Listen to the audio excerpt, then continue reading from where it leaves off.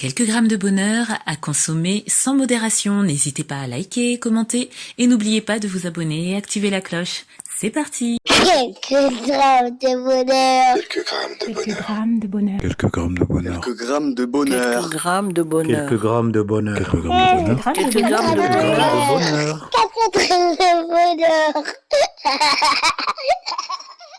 Bonjour ou bonsoir, quelle que soit l'heure, bienvenue à tous. Aujourd'hui, nous sommes avec Sémi, 39 ans, qui est infirmière formatrice et qui nous fait le plaisir et l'honneur d'être avec nous. Bonsoir Sémi.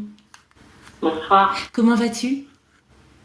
Écoute, moi ça va très bien. Une journée super, donc ça va. Ah, c'est magnifique.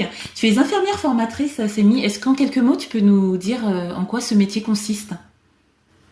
En fait, je suis infirmière depuis 13 ans. J'aime les gens, j'aime la santé. J'ai eu dans ma carrière l'opportunité d'être infirmière coordinatrice, donc de coordonner une équipe d'infirmières et d'aides-soignants en extra-hospitalier. Et donc j'ai fait la connaissance du monde du domicile. Et depuis, je suis formatrice dans un centre de formation où j'accompagne les gens qui vont intervenir auprès des personnes âgées au domicile. C'est génial parce que déjà tu nous fais part du fait que tu as aimé ce métier et ce qu'il comporte, c'est-à-dire en termes, on dit ça en termes d'humain, comme on peut dire dans le social aussi, et que ensuite tu es dans la transmission. Et ça c'est très bien, surtout en ces temps-là. Et justement parlant de ces temps-là, je ne peux m'empêcher de te demander en tant qu'infirmière comment tu as vécu. On arrive sur la 2e année, je crois, hein, de Covid. Comment tu as vécu et que tu vis encore tout ça ? Alors en fait, moi, vu que je ne travaille pas à l'hôpital, donc je ne peux pas me positionner comme mes collègues qui l'ont très mal vécu à l'hôpital. Moi, je suis plutôt dans la formation, donc c'était quand même moins difficile. Maintenant, personnellement, c'était une année de rebondissement, oui, d'introspection. C'était une année très intéressante. Même si malheureusement, au niveau de la santé, elle n'a pas été pour tout le monde. Oui, c'est clair. Oui, c'est important ce que tu dis, cet aspect d'introspection, de rebondissement, parce qu'effectivement, on a tellement, et on est encore tellement dans le flou, de savoir ce qui va se passer ou pas. Et il est vrai qu'avec les confinements, d'ailleurs on l'a vu dans la série spéciale confinement, dans l'émission, ça a donné lieu à beaucoup d'introspection, beaucoup de remise en question, relationnelle, personnelle, professionnelle. Et oui, c'était des moments très très riches, dans le bon, le mauvais sens, et tu fais bien de le souligner. Et est-ce que par hasard, le bonheur que tu vas partager avec nous a un lien avec tout ça ou pas du tout ?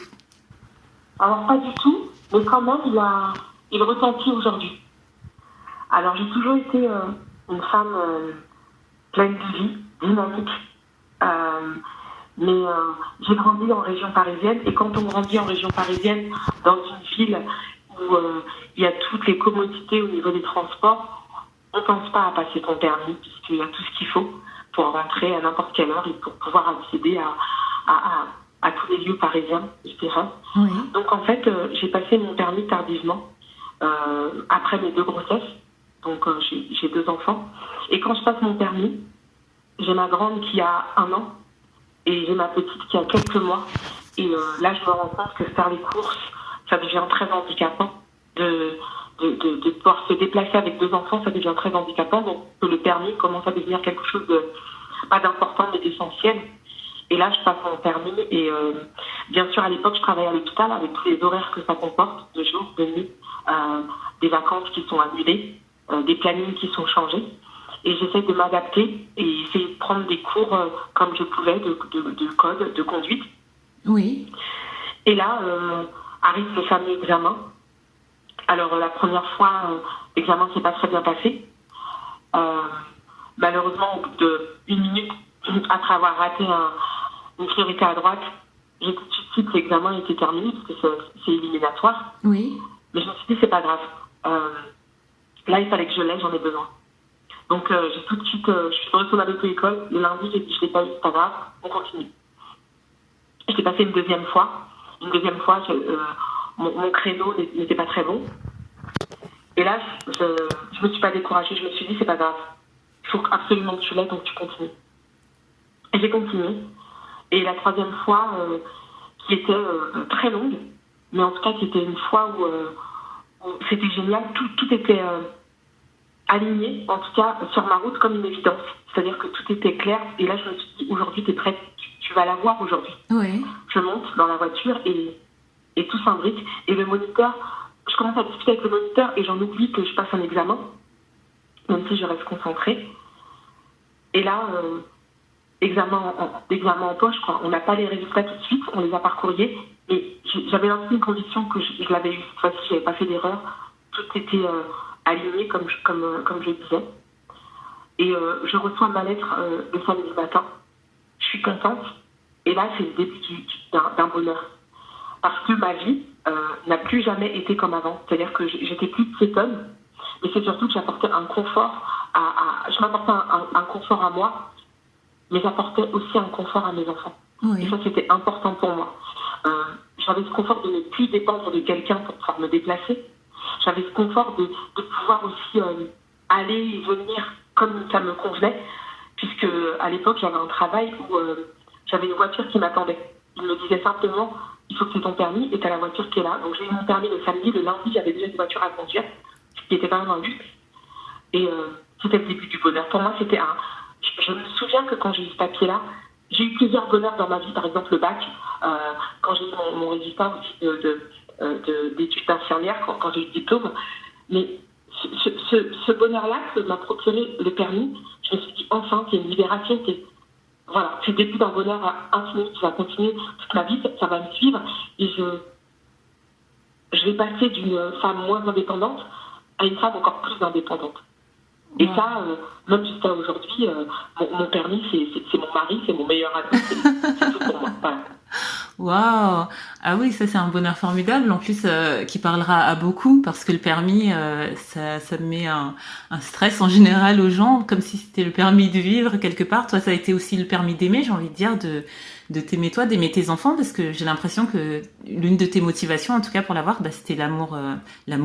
Et je vois que tu es aussi une personne déterminée, parce que là, je vois aussi de la détermination.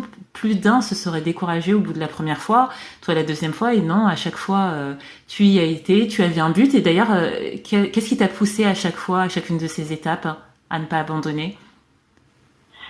De toute façon, il fallait que je l'aie. Je raconte une anecdote. Je sors de l'hôpital un jour. Je suis avec ma fille, ma grande, je suis avec ma fille dans la poussette et l'autre, elle est dans mon ventre. Et là, je sors de l'hôpital et il pleut à torrent. Wow. Et là, je suis à l'arrêt de bus et il y a un monsieur à côté de moi qui me dit « Madame, je n'ose même pas vous regarder. » Je lui dis « Pourquoi ?» Il me dit « Parce que je vous vois là, il pleut à torrent et vous êtes là avec votre enfant, vous sortez du travail, vous avez un enfant dans le ventre. » Et puis une enfant toute jeune. Et j'aurais rêvé d'avoir une voiture pour vous emmener à destination. Pour pas que vous ayez à vivre ça. Et en fait, ce monsieur, je lui ai répondu, vous inquiétez pas, ça va pas durer longtemps. Et ça m'a donné une force. Je me suis dit, cette situation, elle va pas continuer longtemps. Oui. Là, c'était, voilà. Comme je te disais, tout était aligné et il fallait que je l'aie. Alors, les choses ne sont jamais simples dans la vie, les choses n'arrivent jamais du premier coup, mais en tout cas, tout ce que je sais, c'est qu'à force de détermination et de motivation, on peut arriver à ce qu'on veut, en fait. Oui, c'est clair, c'est ce qu'on ressent vraiment dans ton bonheur, et on ressent aussi, parce que tu l'as très bien illustré, tu as dit c'était le début du bonheur, parce que à l'instant T, en fait, oui, c'était un bonheur de l'avoir après toutes ces péripéties, on peut dire ça comme ça. Mais ça a carrément changé ta vie. Le souvenir aussi, puisque tu nous le racontes là, est un bonheur. Mais voilà, c'est quelque chose qui continue. Et ce qui me fait penser que parfois, à force d'avoir des choses, de posséder des choses ou d'avoir son entourage près de soi, on oublie l'importance. Et ce que j'aime aussi dans ton bonheur, c'est qu'on voit cet aspect-là, c'est que tu n'oublies pas d'où tu viens quelque part avec ce permis, et tu n'oublies pas comment il a changé ta vie, qu'il la change encore et qu'il la changera, parce que tu parles même du futur, et ça, je trouve ça génial. Je trouve ça génial, merci. Bien sûr. Parce que quand je me projette dans d'autres professions, parce que je ne cesse de me reconvertir professionnellement, Oui. que plus j'évolue, plus je grandis et plus je deviens une autre personne. Donc j'emprunte d'autres chemins au niveau professionnel et même au niveau personnel.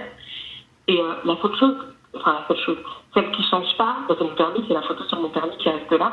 Et ce permis, il me permet d'accéder à des postes, d'accéder peut-être à des professions où sans le permis, j'aurais pas pu. Donc en fait, il m'accompagne. Et pour moi, le bonheur se situe dans les petites choses de la vie. Et moi, elle se situe dans ça. Après, j'aurais pu parler bien sûr du bonheur, d'avoir eu mes enfants et tout ça. Pour moi, ça, c'est des bonheurs évidents. Mais ce bonheur-là, je me suis dit, waouh, ça y est, je l'ai. Et l'espèce de poids qui était parti, l'espèce de libération. Et jusqu'à aujourd'hui, cette espèce de... Ça fait de moi une autre femme, une femme indépendante, une femme qui n'a pas besoin de quelqu'un pour pouvoir se déplacer, une femme qui peut déplacer des montagnes. Oui. Et bien, c'est aussi grâce à ces petits papiers. Ouais. Oui, et puis ce petit papier, ce bonheur, tu l'as mérité quelque part. Ce qui peut faire dire aussi que sur toutes les pistes du bonheur qu'on cherche, épisode après épisode, que le bonheur peut s'attraper, le bonheur peut se créer, on peut être maître de son bonheur, on peut décider de s'en fixer un but et de l'atteindre. Et d'en jouir encore et encore et encore et de s'en réjouir. Et ça, c'est vraiment une belle illustration, une belle facette du bonheur que tu nous donnes là. Ouais.